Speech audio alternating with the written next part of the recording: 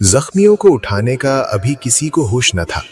फिर उसने देखा प्यादा कुरैश रसूल करीम सल्लल्लाहु अलैहि वसल्लम के पास पहुंच गए थे और उन्होंने आप सल्लल्लाहु अलैहि वसल्लम के साथियों का हल्का भी तोड़ लिया था। कुरैश के 3 आदमी उक़बा बिन अबी वक़ास, अब्दुल्ला बिन शहाब और इब्ने क़म्मा रसूल करीम सल्लल्लाहु अलैहि वसल्लम पर पत्थर बरसाने लगे। अजीब सूरत ये थी कि उक़बा का सगा भाई साद बिन अबी वक़ास रसूल अकरम सल्लल्लाहु अलैहि वसल्लम की हिफाजत में लड़ रहा था।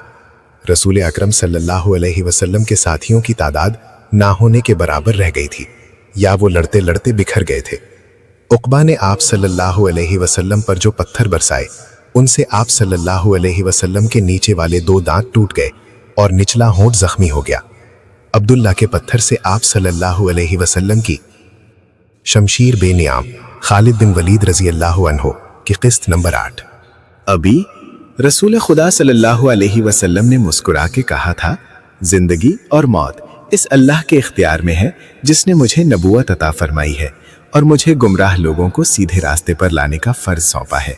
ऐसी बात मुंह से ना निकालो जिसे मेरे अल्लाह के सिवा कोई भी पूरा ना कर सके। यूं भी तो हो सकता है कि तुम मुझे कत्ल करने आओ और तुम मेरे हाथों कत्ल हो जाओ। अबी बिन खलफ रसूलुल्लाह सल्लल्लाहु अलैहि वसल्लम की इस बात पर तंजिया हंस पड़ा और हंसता हुआ चला गया। अब ओहद के मार्के में रसूल खुदा सल्लल्लाहु अलैहि वसल्लम को अबी बिन खलफ याद आ गया। जो ही आप सल्लल्लाहु अलैहि वसल्लम ने उसका नाम लिया तो दूर से एक घोड़ा सरपट दौड़ता आया। सबने उधर देखा।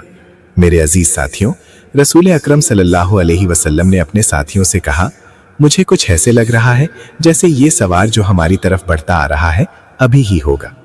अगर वो अभी ही हुआ तो उसे रोकना नहीं, उसे मेरे सामने और मेरे करीब आने देना। मौरसीन, वाक़िदी, मगाजी और इब्ने हिशाम ने लिखा है कि वो सवार अबी बिन खलफ ही था। उसने ललकार कर कहा कि संभल जा मोहम्मद, अभी आ गया है। ये देख, मैं उस घोड़े पर सवार हूं जो तुम्हें दिखाया था। या रसूल अल्लाह के साथियों में से 3-4 ने आगे होकर कहा, हमें इजाज़त दें कि इसे आप सल्लल्लाहु अलैहि वसल्लम के करीब आने तक ख़त्म कर दें। नहीं, रसूल अकरम सल्लल्लाहु अलैहि वसल्लम ने कहा, इसे आने दो, मेरे करीब आने दो, इसे रास्ता दे दो। रसूल करीम सल्लल्लाहु अलैहि वसल्लम के सर पर जंजीरों वाली खुद थी। उसकी जंजीरें आपके चेहरे के आगे और दाएं बाएं लटक रही थीं। आप सल्लल्लाहु अलैहि वसल्लम के हाथ में बर्छी थी और तलवार नियाम में थी। अभी का घोड़ा करीब आ गया था। आगे आ जा अभी, रसूल खुदा सल्लल्लाहु अलैहि वसल्लम ने ललकार कर कहा, मेरे सिवा तेरे साथ कोई नहीं लड़ेगा। अबी बिन खल्फ ने अपना घोड़ा करीब लाके रोका और तंजिया कहकहा लगाया। उसे शायद पूरा यकीन था कि वो आपको कत्ल कर देगा। उसकी तलवार अभी नियाम में थी। आप सल्लल्लाहु अलैहि वसल्लम के करीब चले गए। वो बड़े ताकतवर घोड़े पर था और आप सल्लल्लाहु अलैहि वसल्लम जमीन पर। उसने अभी तलवार निकाली ही थी कि आप सल्लल्लाहु अलैहि वसल्लम ने आगे बढ़कर और उछलकर उस पर बर्छी का वार किया। वो वार बचाने के लिए एक तरफ को झुक गया, लेकिन वार खाली न गया। आपकी बर्छी की यानी उसके दाएं कंधे पर हंसली की हड्डी से नीचे लगी। वो घोड़े से गिर पड़ा और उसकी पसली टूट गई। मुअर्रिख लिखते हैं कि रसूल खुदा का वार इतना कारी ना था कि उबई जैसा कवी हैकल आदमी उठ न सकता। रसूल खुदा सल्लल्लाहु अलैहि वसल्लम उस पर दूसरा वार करने को दौड़े। वो घोड़े के दूसरी तरफ गिरा था। उस पर शायद दहशत तारी हो गई थी या आप सल्लल्लाहु अलैहि वसल्लम का वार उसके लिए गैर मुतवक्के था। वो उठा और अपना घोड़ा वहीं छोड़कर भाग गया। वो चिल्लाता जा रहा था, मोहम्मद ने मुझे कत्ल कर दिया है। ए अहले कुरैश, मोहम्मद ने मुझे कत्ल कर डाला। कुरैश के कुछ आदमियों ने उसके जख्म देखे तो उसे तसल्ली दी कि इसे किसी ने कत्ल नहीं किया, जख्म बिल्कुल मामूली हैं। लेकिन उस पर न जाने कैसी कैफियत तारी हो गई थी कि उसकी जुबान से यही अल्फाज निकलते थे, मैं जिंदा नहीं रहूंगा। मोहम्मद ने कहा था कि मैं उसके हाथों कत्ल हो जाऊंगा। मुअर्रिख इब्ने हिशाम ने यहां तक लिखा है कि उबई ने ये अल्फाज भी कहे थे, अगर मोहम्मद मुझ पर सिर्फ थूक देता तो भी मैं जिंदा ना रह सकता था। जब उहुद का मार्का खत्म हो गया तो उबई कुरैश के साथ मक्का रवाना हो गया। रास्ते में उन्होंने पड़ाव किया तो उबई मर गया। खालिद को आज 4 बरस बाद वो वक्त कल की बात की तरह याद आ रहा था। उसे यकीन था कि मुसलमानों को अहले कुरैश कुचल कर रख देंगे, लेकिन मुसलमान जिस तरह जाने कुर्बान कर रहे थे उसने खालिद को परेशान कर दिया। यूं लगता था जैसे मुसलमान प्यादों से कुरैश के घोड़े भी खौफजदा है। खालिद ने अपने घोड़े को एड़ लगाई और इस खून रेज मार्के में अबू सुफियान को तलाश करता उस तक पहुंचा। क्या हम मुसलमानों को फैसला कुन शिकस्त देने के काबिल नहीं रहे? खालिद ने अबू सुफियान से कहा। क्या कुरैश की माओं के दूध नाकिस थे? कि ये उन मिट्टी भर मुसलमानों से खौफजदा हुए जा रहे हैं। देखो खालिद, अबू सुफियान ने कहा, जब तक मोहम्मद उनके साथ साथ है और वो जिंदा सलामत है, ये खून का आखिरी कतरा बह जाने तक शिकस्त नहीं खाएंगे। तो ये फर्ज मुझे क्यों नहीं सौंप देते? खालिद ने कहा। नहीं, अबू सुफियान ने कहा, तुम अपने सवारों के पास जाओ, तुम्हारी क़यादत के बगैर वो बिखर जाएंगे। मोहम्मद और उसके साथियों पर हमला करने के लिए मैं प्यादे भेज रहा हूँ। आज मदीना की तरफ जाते हुए खालिद को अफसोस हो रहा था कि अबू सुफियान ने उसके एक अज़्म को कुचल डाला था। रसूल खुदा सल्लल्लाहु अलैहि वसल्लम के कत्ल को वो अपना फ़र्ज समझता था। वो रसूल खुदा सल्लल्लाहु अलैहि वसल्लम को कत्ल करके अपने सबसे बड़े देवताओं हेबल और अरबी की खुशनुदी हासिल करना चाहता था। उसने अपने सालार का हुक्म मानना ज़रूरी समझा और अपने सवार दस्ते की तरफ चला गया। उसे इत्मीनान ज़रूर था कि रसूल अकरम सल्लल्लाहु अलैहि वसल्लम के साथ अब चंद एक साथी ही रह गए होंगे और आप सल्लल्लाहु अलैहि वसल्लम को कत्ल करना अब कोई मुश्किल नहीं होगा और इसके बाद मुसलमान उठने के काबिल नहीं होंगे। खालिद को मैदान जंग की कैफियत बड़ी अच्छी तरह याद थी। उसने ज़रा बुलंदी से देखा था कि ओहद के दामन में दूर दूर तक ज़मीन खून से लाल हो गई थी। कहीं घोड़े तड़प रहे थे और कहीं खून में नहाए हुए इंसान कराह रहे थे। जख्मियों को उठाने का अभी किसी को होश न था। फिर उसने देखा प्यादा कुरैश रसूल करीम सल्लल्लाहु अलैहि वसल्लम के पास पहुंच गए थे और उन्होंने आप सल्लल्लाहु अलैहि वसल्लम के साथियों का हल्का भी तोड़ लिया था। कुरैश के 3 आदमी उक़बा बिन अबी वक़ास, अब्दुल्ला बिन शहाब और इब्ने क़म्मा रसूल करीम सल्लल्लाहु अलैहि वसल्लम पर पत्थर बरसाने लगे।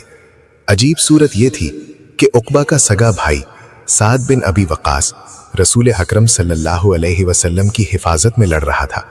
रसूल अकरम सल्लल्लाहु अलैहि वसल्लम के साथियों की तादाद ना होने के बराबर रह गई थी या वो लड़ते लड़ते बिखर गए थे।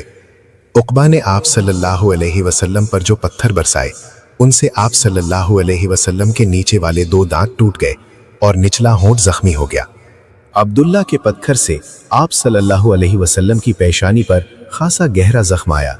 इब्ने क़मा ने आप सल्लल्लाहु अलैहि वसल्लम के करीब आकर इतनी जोर से पत्थर मारा कि आप सल्लल्लाहु अलैहि वसल्लम के खुद की जंजीर की 2 कड़ियां टूटकर रुखसार में उतर गईं।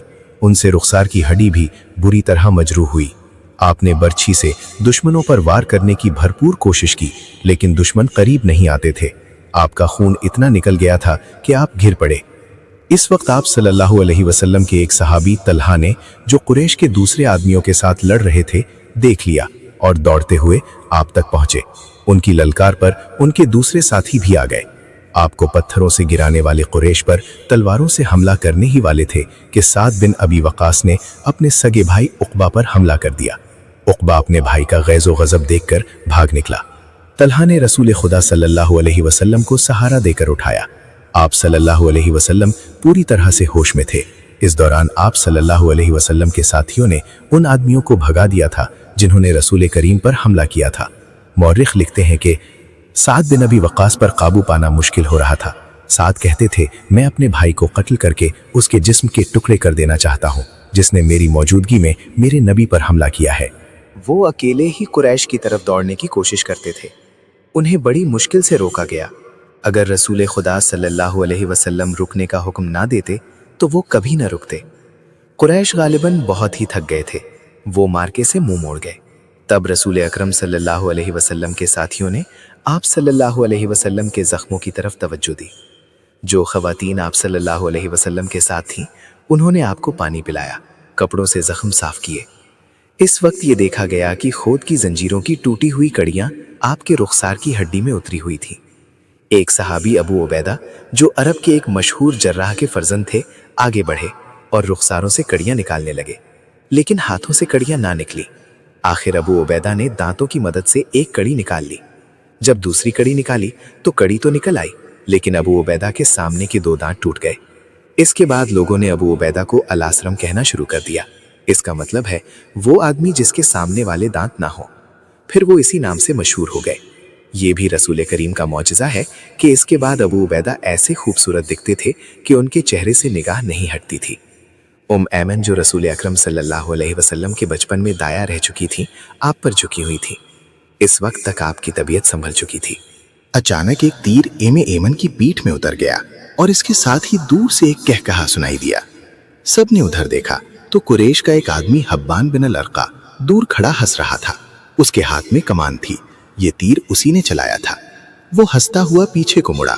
रसूल खुदा सल्लल्लाहु अलैहि वसल्लम ने एक तीर साद बिन अबी वक्कास को देकर कहा कि ये शख्स यहाँ से तीर लेकर ही वापस जाए। साद ने, जो तमाम कबाइल में तीरंदाजी में खुसूसी शोहरत रखते थे, कमान में तीर डालकर हब्बान पर चलाया। तीर हब्बान की गर्दन में उतर गया।